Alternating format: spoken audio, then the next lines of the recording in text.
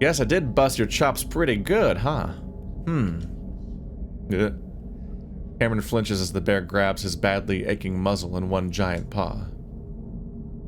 Wait, please don't.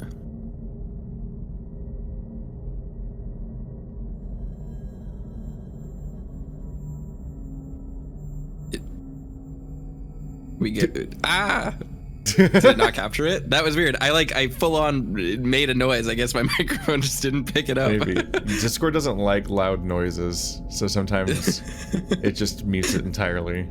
I full on was like, and then you just like didn't move the text. Voice acting was too real. Discord censored it. It's liberal censorship. Yeah, we're being censored by Discord. Cameron cringes hard, then tries his best to hold still. Yep, broke your tooth too. Swelling up a bit. But you're cuter with your face all messed up like that. Too bad it's gonna look real ugly by tomorrow morning. Not that it'll matter. It's just hard to look at you now. That stupid scar. Brian lets go and grabs his shoulder instead. At the same time, glancing at Cameron's shirt. You from Bridgetown? Timber City? Or you just picked that up at the Goodwill? I always say, when you're shopping at Goodwill, never pick up clothes that have anything to do with the place. Fuck, just a few years back, I got a Weston sweatshirt from the Salvation Army and... Cameron follows along silently. That's a weird request. Like a really odd life rule to have. I mean, just in general, just really strange. It did be Brian. Also, Bridgeport. That must be Astoria, Oregon, I think. Interesting. Cameron follows along silently. Imagine it's Dylan fucking being like, oh, you look so stupid with that scar that I gave you because I hit you. It's like, how is he getting worse? What a dirtbag. Meanwhile, that third presence has shifted into something else, something a bit more familiar. Brian's getting chatty again from the second dose he took. Anyway, I hear that city's overrun with Antifa and all that. Oh my god. With bath salts, you've unlocked Podcast Brian. He listens to podcasts. Oh no. I bet he's really into Joe Rogan. Yeah. No, he definitely listens to Alex Jones and everything. It's just... What animal is Alex Jones? Oh no. Did I need to unlock this cursed hole? Brian's really obsessed with the frogs turning gay, but in this case they're actual frog people. Yeah. Oh. Brian actually thinks lizard people run the world. But it's just racist. Like, more explicitly, obviously racist. Anyway, I hear that city's overrun with Antifa and all that. A true liberal hellscape if there ever was one. His mother, following behind them, is holding his paw. Looking back, he can't see her clearly, but he knows it's her. It's okay. A lot of the time it's outside groups coming into the city making trouble.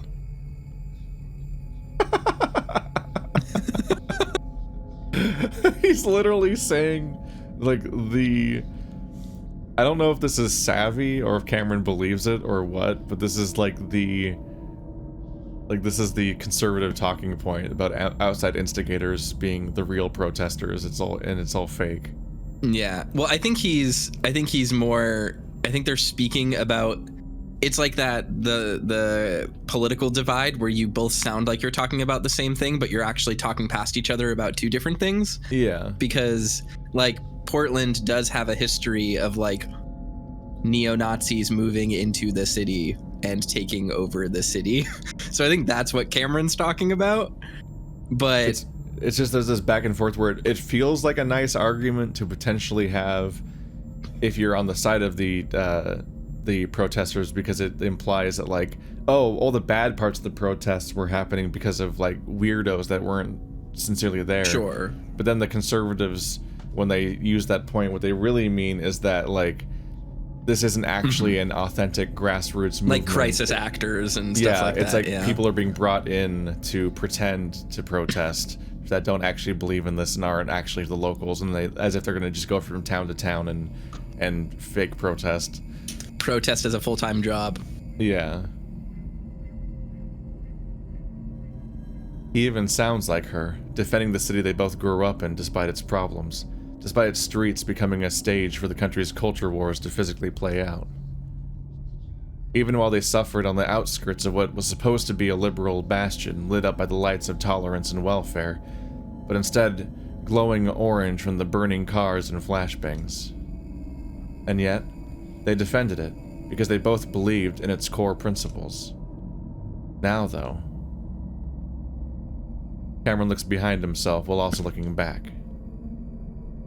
He's taller than she is, and he's reminded of just how small she was, how small she'd seemed to him now if she'd survived. He would have saved her too, if she could have just held on just a little longer. But how much longer? 4, 5 years? Could she have held out that long? Not with her habit and the amount she was using. Although Cameron doesn't want to admit it, it was her death that spurred him to make the first serious change in his life. His mom wasn't a good mom. All things considered, she shouldn't have ever had children. But how can he judge? She was still a teenager, excited and in love, living out of a 70s Chevy van, but all that came to an end when he was born in December 1995. Then, his abusive, probably schizophrenic father left and committed suicide somewhere in the mid-2000s. I think that's the first time we've heard of him ever. Yeah. Interesting. This has gone extremely poorly for him. But for a few months in 1995, his parents truly wanted to make a good life for him, and that feeling from that moment in time overwhelms Cameron. They wanted him to be happy, successful, and they truly thought he'd be the one to break the curse of poverty on both their families. Even though they wanted that for him, they especially wanted him to be happy, to have a family life, and a childhood that both his parents were only able to see other kids enjoy from afar. They tried. But it's the most typical love story for people like them. Because then, like in all those other stories, things break, and then things settle. He'd done the exact same before Devon. He should have taken more precautions. She left him alone in the trailer often, her medications and recreational drugs freely available for him to experiment with while she was at work. He became an addict just like her, and he had come to understand that the baggage that comes with that label, that's not just about a craving or a desire for something. Everyone has that. No, it's about who you are as a person. A liar, a thief, a cheater. Someone willing to do anything to get whatever it is their addiction demands. Anything to feel good. Whether it's pathetically checking all the coin dispensers in a casino once you've spent your life savings, or pathetically combing through the carpet for whatever drug it is that you're starting to come down from. The only thing that saves him from that life and death was his grades. Somehow, through all the substance abuse and neglect, he was a straight-A student, and that's what got him a partial scholarship to the University of Pueblo. And that's what got him out of the trailer parks surrounding Bridgeton and into the state's flagship university. A few schools in his own state had better offers, but Pueblo was the most prestigious of the schools he got accepted into. A top 100 school with the best-ranked nursing and engineering programs in the region. That, and at the time, Cameron wanted to be far away from Bridgeton, even if it meant the desert. And then he met Devon. She wasn't a good mom. But she was a great person. A wonderful person. And she did the best she could with what she had at the time. She brought him into a chaotic, unstable life. A life that she saved multiple times, and while he occasionally wished his mother would have just let him die. Now, Cameron is only thankful. While most of his life was tough, the past 5 years have been better than he would have ever dared to dream was possible. His life was perfect up until yesterday, when they got here. Tears run down his face, conflicted about how he should feel, but just knowing that he missed her, that he loves her, and that he hopes she's okay, wherever she is. This third person squeezes his paw reassuringly. Cameron squeezes back, and he is comforted by the feeling that for this moment, he's sealed off from Brian and the town, and it's just him and his mom walking through these mines. He tells him she's proud of him for graduating high school and college, and she's happy he found Devin. Would she really be proud of him if she knew what he studied? If she was still around? I would have majored in business administration or something. What did you major in? Smile. A gentle voice from behind him, barely audible, and carried on the soft breeze that grows weaker the deeper they go into these tunnels. Music theory. And what the hell are you supposed to do with that? Teach. The automatic answer, the one he had prepared for all his skeptical friends who were going into STEM-related fields. You a teacher? No, but that was my plan. Some plan. I mean, I didn't go into any debt, so I had financial freedom after I graduated. You know, you're pretty coherent for someone that's on that many shrooms. Most people would lose their minds, and yet you always treat him like he's not coherent enough. Yeah. Oh, I definitely am. I don't know, I have more control than I did the first time I tried it. In fact, Cameron feels like he's losing his mind right now, laughing even though it makes every part of his body ache. Xanax is like magic when you're panicking. Anyway, what is it you do for a living? Did it all pay off? This is such a bizarre conversation in this context. Judging by the tone of Brian's voice, he already knows the answer to that. Customer support for Julian. Sad. Working for a country that we nuked twice. That's Japan. How is that supposed to be Japan, though? That's like clearly a Chinese name. What the fuck? Maybe. Or, well, is maybe. Brian actually that racist, though? Maybe. Maybe this is clever characterization, and he's like, oh, anime? Those Chinese cartoons? That's what I'm guessing.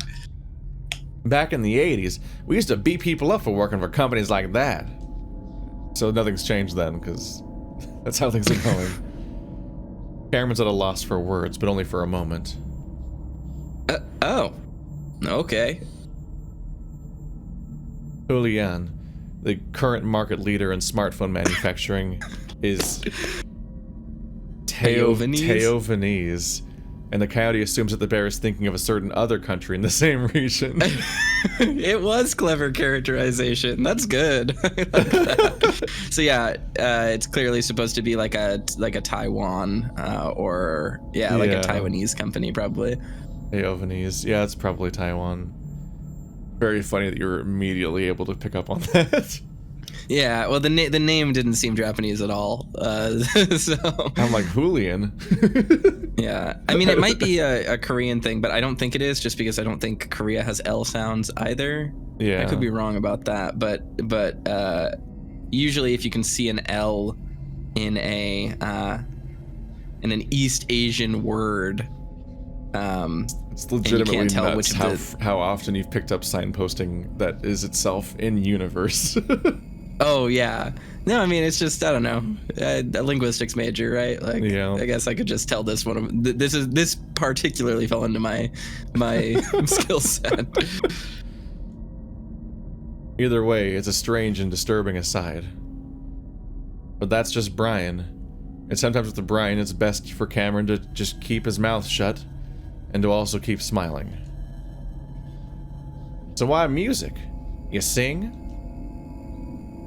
Cameron wishes the bear would stop asking him questions, making small talk like any of this was a routine part of their lives. But the coyote assumes bath salts will make anyone talkative. I also just imagine that the longer he's curious about you, the longer he's going to keep asking questions, and that just buys time, so... Yeah. Kind of. What do you mean, kinda? Either you sing or you don't. I mean, I kind You of do or do sing. not. There is no try. Well, yeah, I mean, I sing, but I'm not very good. I mean, you better you fucking better be if you spent 4 years learning. How about you sing and I'll decide? Like, you punched he's Jeez. in such a bad setting to sing right now. This is like fucking like on the set of Les Mis singing. It's getting hard to keep up the cheerful charade as Cameron senses the cruel, malicious arousal rising up inside of Brian again. The second dose is making him do more than just talk too much. Sure. Just gotta think of one to sing. Anything you want to hear? I know a lot of 90s grunge and alternative rock. Same. You're a walking, talking stereotype, aren't you? Jeez. Brian! What a thing to say. For Brian to say. I know. You write your own music, Seattle boy? Grunge. Ow. I definitely tried. A subtle twitch of annoyance ripples through the air. You know, one thing that really pisses me off is when someone's acting like an overly humble little bitch. Either you do or you don't. Either you're good at it or you're not. Either you offer something different or you fucking don't. So which the fuck is it? What a black and white like philosophy, right? Like literally a world without nuance in which things are judged so harshly as to be cruel to them. It's Just, almost like, as if Brian doesn't give. Just completely uncomprehending of the idea of somebody crafting or practicing an art and feeling shaky and unconfident at it, because that's what it feels like the entire opening fucking 10 years of doing anything. Yeah. But I mean, like, even if you ignore the fact that Brian has no empathy here, it's just like, it speaks a lot to Brian's own self-image, where he's like, you're either good or you're bad. You succeed or you fail. But we know that Brian just thinks of himself as a failure. So it's like, dude, you could have had a life if you just like gave yourself the space to have nuance and like didn't prejudge yourself as a failure because your worldview is so fucked up. I can just give me a second. The corners of Cameron's muzzle turn down slightly, his composure almost crumbling. He's doing the best he can under the current circumstances, but he needs help. The real tension here is building up to Toaster singing. Devin, where are you? Brian's attitude Please shifts. give me like a give me a safety out. Have Devin tackle him like right before he starts to sing or something. Please, Gabe, I'm begging you.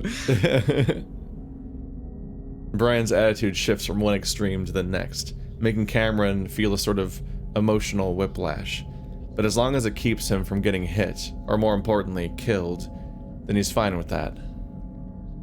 Tentatively, Cameron starts to sing, choosing the song that got him the most attention. The one that was played in moderate rotation at Mountain West colleges, along with a few in the Northwest.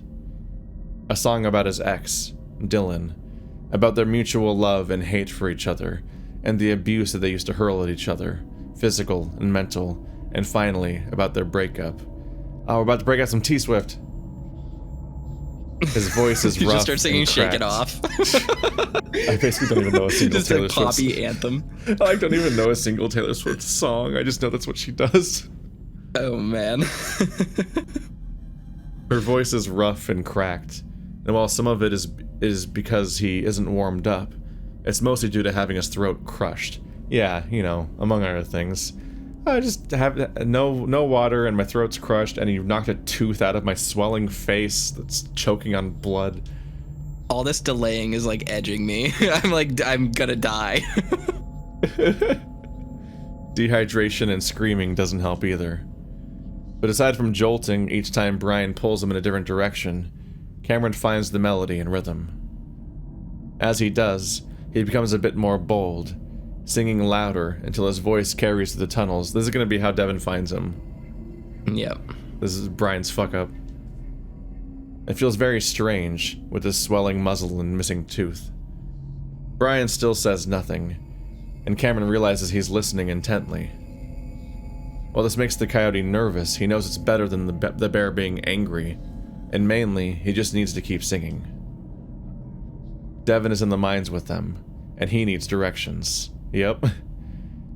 Cameron just wishes it doesn't feel like he's leading Devin to his own demise. Maybe he'll find a gun in the truck. Bam. Thank God I didn't have to sing. Woo, dodged a bullet there. I don't mind singing, but I'm always nervous about trying to make up the song when a game is just like, here's the lyrics, that's it, good luck, and you're like, what is it? Wait, how does it go though? Like, how do I do it? I feel so unmoored. Yeah. Finding the entrance wasn't hard. While the main entrance had been blocked off with rebar before being filled and sealed with concrete, he'd known about the side entrance from the supernatural forums he'd researched before coming here.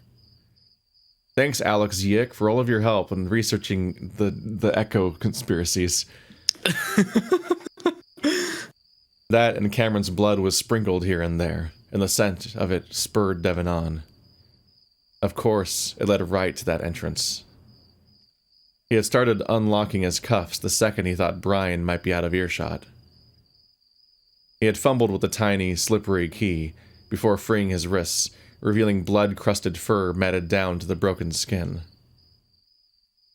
Now Devin moves through the mines in complete darkness. I'm just imagining Alex Yick posting about the death of Elisa Lamb, but she's actually a sheep. Elisa Lamb! I shouldn't joke about that. Her death was very tragic and unfortunate, and it has been sensationalized to the point of living past her, which is very unfortunate. So sorry about that, but I just couldn't get that very cursed thought out of my mind until I vocalized that. Yeah, no, to this day it's just very unnerving, and I keep hoping that in the rewrite they'll change it. Because there's some They'll just make it some other generic thing. Well, there's just some kind of remake happening, or is happened, or something. Like they did a 1.5, and now they're doing like a 2.0 like thing. The trailers have all these new cutscenes I don't recognize at all. So I'm like, are they just redoing the story from scratch? Because that'd be a good thing, but only if someone else writes it this time. Yeah. Like, there's nothing wrong with the idea of a story where people are on a conspiracy forum and they're obsessed with like the real story behind murders and stuff like that, but like having almost every detail be based directly on a real life murder verbatim, like not even like, oh, I just made up a bunch of stuff and it coincidentally sounded like a real murder. It's like, or even just taking inspiration from something. It's like straight up lifting someone else's narrative. He just took he just basically took the story of someone's death and like changed the names in like a 50 Shades of Grey sort of way, like it barely changed, and that makes the whole thing just way shittier. It's just super exploitive. Don't do that. I mean, it's shitty. I mean, the circumstances around that are shitty, and it's unfortunate what happened to Elisa Lamb, and you know, the fact that her death has been like made into this like creepypasta ARG that people like play like a game and try to learn more about. Like, that's genuinely fucking unfortunate. But yeah, the fact that it is not surprising to me that someone would try to do something like this with it. It's just disappointing. You know what I mean? It makes you think that the creator was just genuinely obsessed with those kinds of ARG things about that specific murder. Yes, and then just wrote about it exactly. directly. And then just as didn't dangerous stop as to it always think feels about... to like overly read into the author, which I do sometimes with Howley too much in some of these games and so on. But sometimes there's just enough there where you're like, this seems a little autobiographical, some of these details. Yeah. And in Yick's case, I've never felt the author more in any game. Like, even, like, not even a Hideo Kojima game. Like, I have never felt the author more than the idea that, like, the creator of Yick just is Alex. Like, it's so hard to think he's not. Because he sounds like he wrote the game that he's in. And it's also itself so based on real life things that it's like, it just feels like you're getting too much of a look into someone's, like, live journal. Yeah.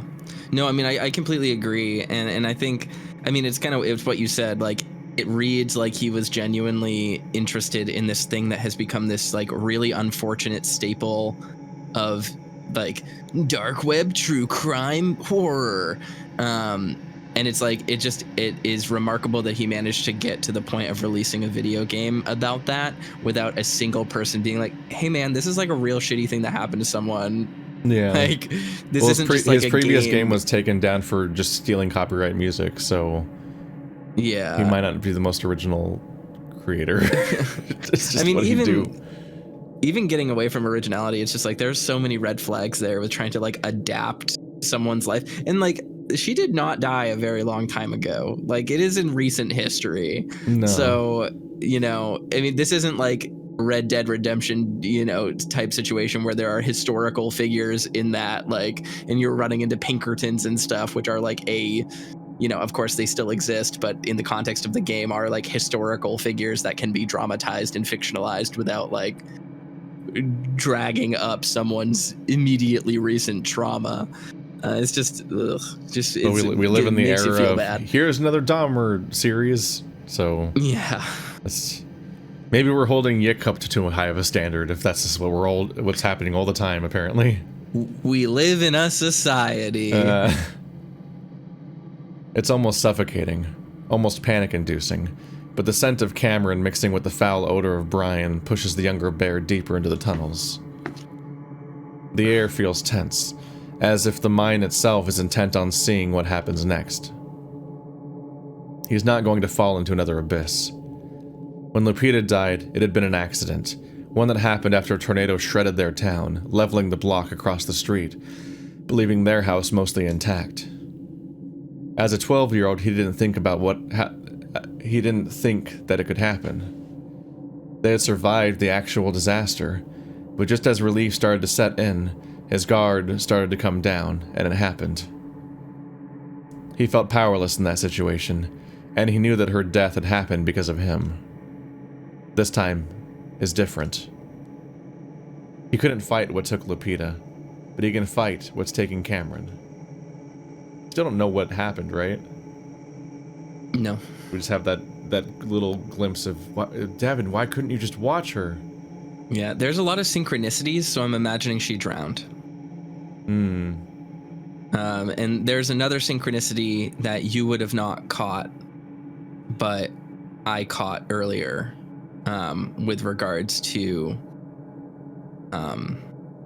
Cameron's parents. That is very similar to another set of characters you will learn about.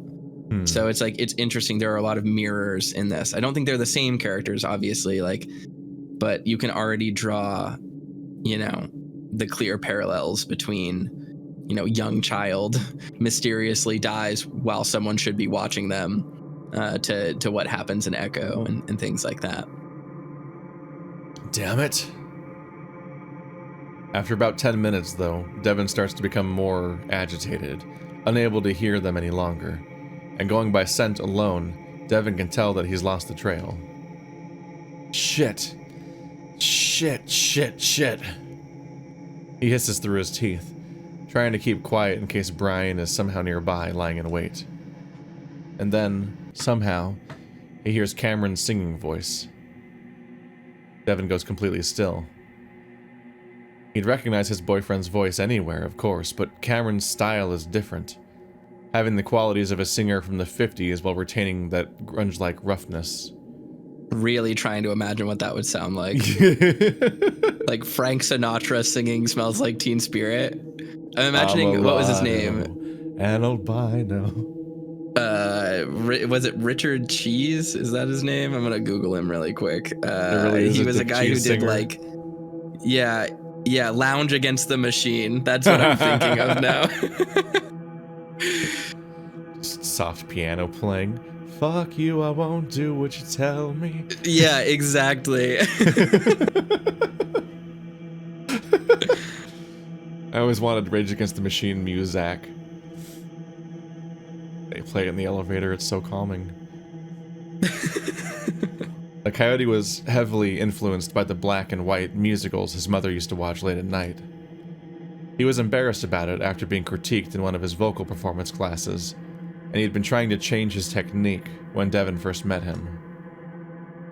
But Devon always liked Cameron's voice, and it was due to Devon's urging that Cameron leaned into his style. He knows the song too, the one about Cameron's ex, the one that he doesn't like to hear because it's violent and vicious. He never asked Cameron about it because he assumed the Coyote would bring it up in his own time. Now he needs to make sure he even has that chance. Devon begins moving as fast as he can while staying quiet. He knocks his nose into a few walls, scrapes up his elbows and shoulders, but he keeps moving, simply trying to force his way in the direction of the voice. You need to find like a pickaxe or something. Then, just as he thinks he's a few turns away, it stops. Then Cameron screams, and Devon drops all attempts at stealth. Cam! Brian! He calls out to let Brian know he's there, to at least distract him from the Coyote.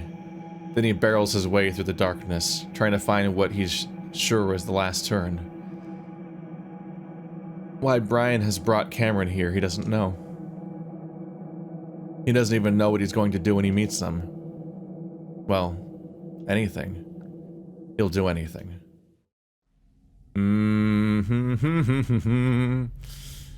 Alright, well, we're here. You predicted it. He was gonna follow his singing voice. Yeah. Brian is looking a bit more distracted, starting to scan the tunnel wall before his eyes settle on what looks like a large crack from ceiling to ground. Cameron turns up his singing a notch, knowing that this is their destination, the end of the road. The old bear glances at him, looking annoyed. This, for whatever reason, is what brings Brian out of his stimulant-induced hyperfocus. Brian finally realizes what's happening. It's only now that the old bear remembers Cameron's plan to take the key. Even Cameron forgot. You guys are a mess. But now, a huge paw flies to his pocket, digging inside and realizing it's too late before he whirls on Cameron. Oh, you little faggot! Cameron turns and runs, trying to take advantage of Brian letting him go for those couple of seconds. Something pounds into Cameron's lower back, just to the right, and it feels like a cannonball being smashed through his body. Cameron's launched forward against the tunnel wall, directly in front of him, and he tries to hold on to it, sliding down slightly as he stares straight up into the darkness. It's so dark that Cameron can't tell if the ceiling is a few feet above him, or if it's simply endless space full of glowing arches that stretch on forever. His eyes stay wide, his breath leaking out of his muzzle in a slow, high-pitched rasp, not wanting to believe the pain he feels spreading through his insides is real. Was he shot? Seems like it. Then he's on the ground, writhing and groaning uncontrollably, while electric pain spiderwebs through the rest of his body. The blows Brian had delivered before are nothing compared to this. Cameron thrashes around in the dirt, desperate to find a way out of the hell. He's in hell. Who's in hell? He has to be. What are these red arches? Why are flames spreading from his guts up into his lungs? Did he shoot him full of rock salt?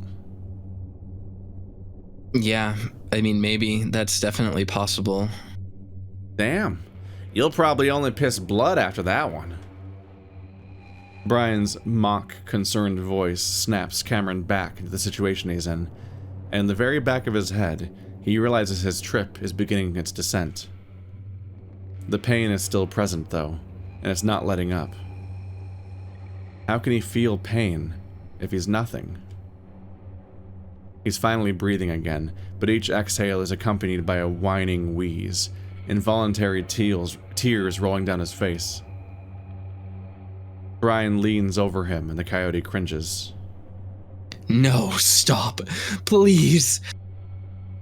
Brian pauses, then just grabs Cameron by the arm and yanks him up.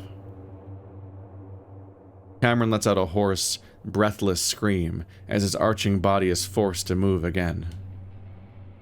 It echoes around them before cutting off as a huge arm tightens around Cameron's throat. Cam? Brian? Devin's voice is very close, maybe only a tunnel or two away. Brian mumbles quietly next to Cameron's ear. Shut the fuck up right now, or I obliterate your other kidney. Got it? Cameron feels the threat hovering over the left side of his back this time, as he quietly shuts his muzzle, even though groans still force their way up, muffled behind his lips. This seems to at least satisfy Brian, and he drops the chokehold before shoving Cameron forward. At first, Cameron's surprised that the bear didn't just hit him again anyway, but Brian's distracted again. Devin's too close, and a few terrible plans go through the older bear's head that causes Cameron's already aching abdomen to lurch with nausea and fear. Brian considers waiting and ambushing Dev, but he quickly discards the idea as he realizes Cameron might try to warn Devin by making noise right as he reaches them. That's exactly what Cameron would do, even if it means being beaten to death by Brian. Deciding again that nothing else matters anymore, he pushes Cameron forward to the narrow opening, the passage becoming more tight until Brian has to turn sideways and struggle through, and then it opens up.